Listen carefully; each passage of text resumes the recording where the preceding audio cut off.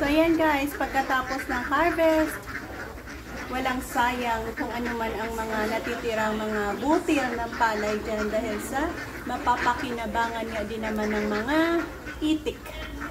Bibi. So ayan guys, madami.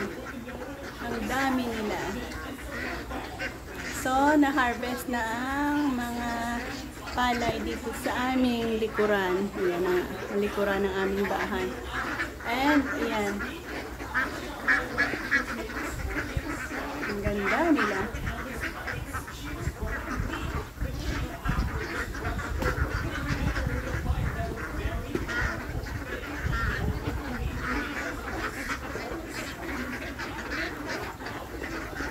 Ay, kadoro. Ay, kadoro. Ang dami nila.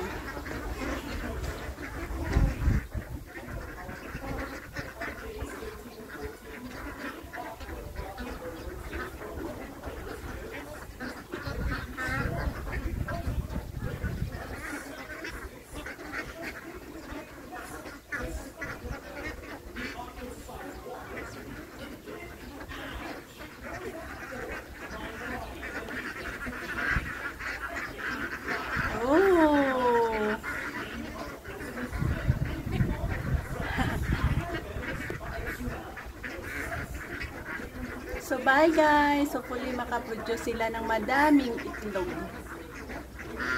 dahil sa sagana ang kanilang pagkain dyan.